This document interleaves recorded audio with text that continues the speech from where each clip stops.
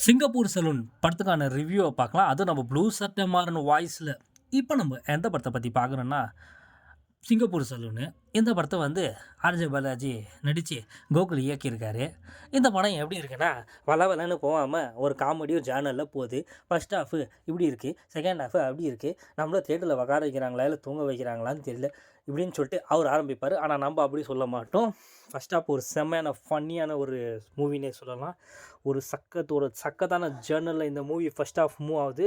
Second ஹாஃபும் ஒரு story வந்து நம்மளுக்கு ஒரு ஏதாவது சொல்ல வந்து அதை ஜஸ்ட் தடுமாறி ஸ்டடியாகி சொல்லியிருக்காங்க. ஆனால் ஓவராலாக நீங்கள் ஃபர்ஸ்ட் ஹாஃப் செகண்ட் ஹாஃப்னு படம் பார்த்தீங்கன்னா, போன வாரத்துக்கு வந்த 2 படங்களையும் கம்பேரிட்டிவ் பண்ணால் இந்த படம் செம்மையாகவே நல்லா இருக்குது. அடித்து சொல்கிறேன். ஏன்னா மிஷன் சூப்பராகவே இருந்துச்சு. அந்த 2 படம் பொங்கலுக்கு ரிலீஸ் ஆகி என்னாச்சுன்னு உங்களுக்கு தெரியும். இந்த படம் வந்து செம்மையாகவே செட்டாக இருக்குது. கோகுல் இதுக்கு முன்னாடி இயக்கிய இதற்கு தானே ஆசைப்பட்டா, பாலகுமாரா, அப்புறமேட்டு ஜுங்கா, இதெல்லாம் வந்து கம்பேரிட்டிவ் பண்ணால் ஓகே. அவர் சேனலுக்கு ஏற்ற மூவி எடுத்திருக்காரு. இந்த படம் வந்து ஒரு செம்மையான ஒரு ஃபேமிலி ஆடியன்ஸ்க்கு ப்ளஸ் ஒரு நல்ல ஒரு கான்செப்டை வெளியே நம்ம எடுத்துன்னு வரப்போம். இந்த படம் அருமையாகவே இருக்குது. இந்த படத்துக்கான நம்பர் ரேட்டிங் எவ்வளோன்னு கேட்டிங்கன்னா, கண்டிப்பாக 5க்கு 3 கொடுக்கலாம். அதுக்கு வர்த்தான படம் தான். அதுவும் சத்யராஜ் போர்ஷனெல்லாம் வயிறு குலுங்க சிரிக்க வச்சிடுச்சுன்னே சொல்லலாம். ஆர்ஜே பாலாஜி பேக்குன்னே சொல்லலாம். இந்த படத்தை பார்த்துட்டு நீங்கள் என்ன சொல்கிறீங்கன்னு ஒரு கமெண்ட்டை போடுங்க.